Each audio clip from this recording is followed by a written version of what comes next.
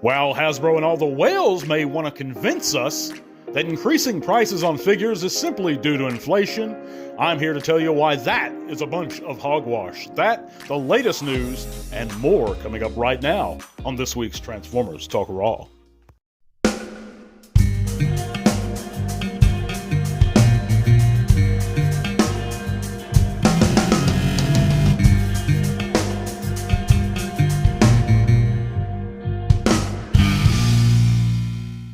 Welcome back, botheads, to another TTRP. That's the Transformers Talk Raw podcast here on YouTube or the sweet airwaves that are Spotify. Thank you guys, each and every one of you, for coming in and listening this week.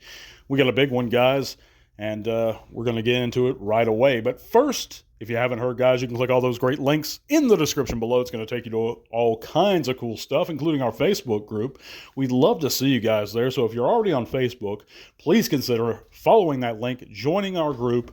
You can share your own channels or pages. Just chat bots with us if you like. We'll be real glad to see you. Also, if you've ever considered supporting the podcast even further, our link to our Patreon is also in that description below. And that $1 or $3 a month goes a long way to supporting the channel, guys. So consider that if you're able to. But either way, I appreciate you just coming in, giving us a thumbs up, and letting me know what you think in the comments below. So let's get right into it, guys. This is something that's been on my mind for a while, and it's going to take some time to actually talk about. And this is the real reasons, in my opinion, that retail costs for the Transformers main line have steadily risen in the past few years. And I know the initial thing is inflation. Everybody's, well, that's just inflation. Inflation. And I don't think it is. Now, the dictionary offhand definition of inflation is when the purchasing power of money decreases, prices rise. Of course, that's simplifying it a good bit, but that's my basic understanding of it. I'm not an economics major, and I assume most folks aren't either, but that's the basic gist of inflation. And inflation, in my opinion, is a real thing, and it has occurred, and it does occur, and it is ongoing. But let's take a close look at inflation and so-called prices. Let's take a gallon of milk, for example.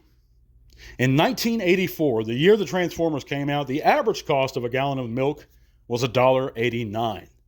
In 1995, 11 years later, we see that's only really gone up about 60 cents to the average cost being $2.50.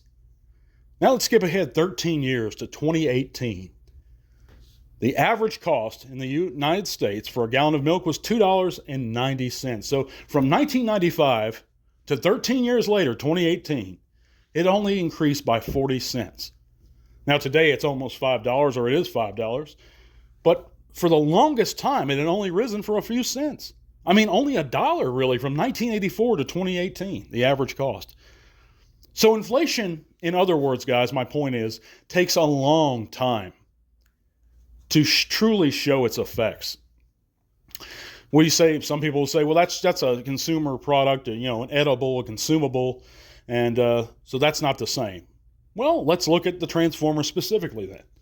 In 1984, MSRP, or retail cost of the G1 Bumblebee, was about $3. That's 1984.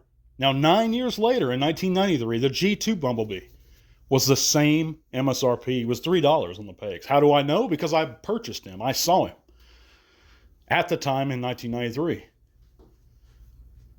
Well, that's puzzling to me, because what happened to inflation?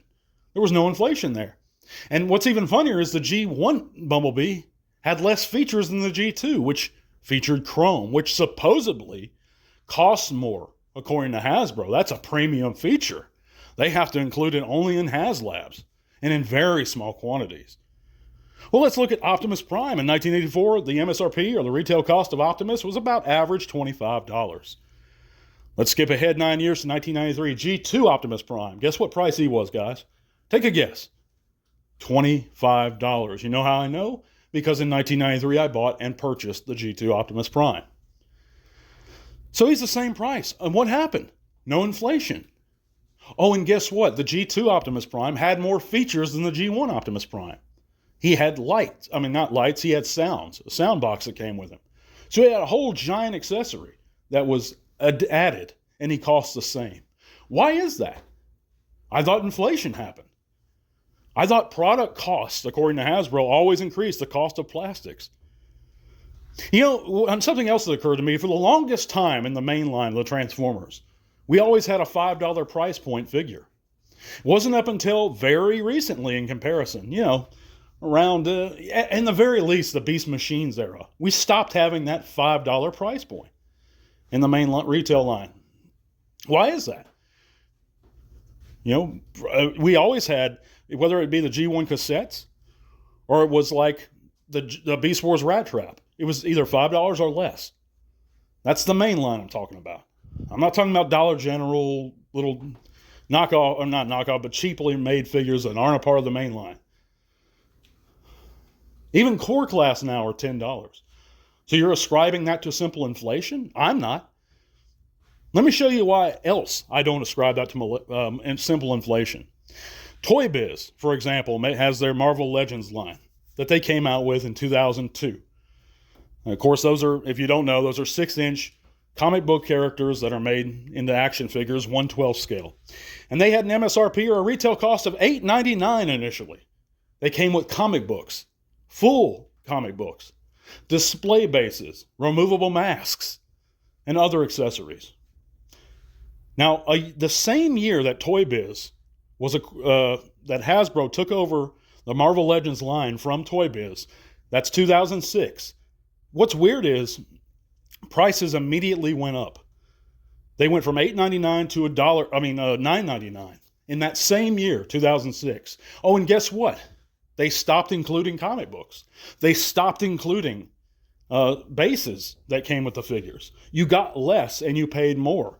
Why is that? Did all of a sudden production go up? Did all of a sudden that inflation occur? No. What happened, guys, was Hasbro figured out around this same time that adults are buying these products. Well, and that's something to really think about. Adults, our kids were not the only ones enjoying these toys. And they said, well, adults have a lot of money and they're buying these too. So starting with the Classics line, in my opinion, around that time, those prices started to steadily increase.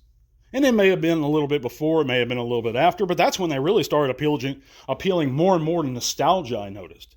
The entire Classics chug, the C in chug, it was appealing to nostalgia. Why do you guys think the Titans Return Trypticon, for example, was all in toy colors? That soft gray. It's for the 40-somethings that had him as a child that remember them owning that toy. He was never colored like that anywhere else except in toy form. And now, of course, we have the new one that came out in all black like the cartoon. And it's for those, mostly for those 40-something, 50-somethings that saw him in the show. And maybe the younger collectors that also enjoy the Sunbow series. But mainly, it's all based on nostalgia. Now, my problem is, and I'm not trying to pick on Hasbro, I'm a Hasbro loyalist, and they've done great things for us. I mean, truly. But they are greedy, and at the end of the day, every one of them, including Evan, like I told you in the last show, is a salesman. They might be fans, they might be designers, but they're trying to sell us stuff. I mean, it's their first, second, third, fourth, and fifth priority, guys. So it's not simply inflation. A lot of it has to do with nostalgia and them feeding us. The most popular shows just a couple years back were nostalgia-based. Movies nowadays, all of it's centered around nostalgia. Like Ghostbusters 2016. Nobody would have went and seen that film if they weren't nostalgic for the original one. Or they weren't some diehard feminist. But, it's the little things that line Hasbro executives' pockets. And they make excuses. Well, labor cost is so high. That's actually incorrect. Labor cost is at an all-time low now since they moved production to Vietnam. Since they've used these contracted companies. It's at an all-time low, guys. Or that vac metal is more expensive to produce. It's not. It's not really. It's just cheaper. That's why we have waffling. If you look at the G1, let's take a random G1 figure. Headstrong. Let's look at his arms. Solid. There's no waffling. The only waffling is if a part actually had to fit inside another part. But that's not the case today.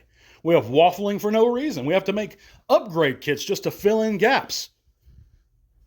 It's just to pinch pennies, guys. That's why we don't have written bios or tech specs on the backs of packaging anymore. You know why? Because you have to hire a writer to write that shit.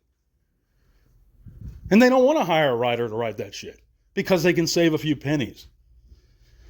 That's why we don't have checklists included. That's why we don't have tech specs decoders. That's why we don't have vac metal. You have to buy a HasLab. You know, I can go up to the store, Walmart or Target or anywhere, and buy my nephew a $30 truck. That's huge. It's huge. You know, there was a vehicle that came out a while back. It was a wrestling vehicle.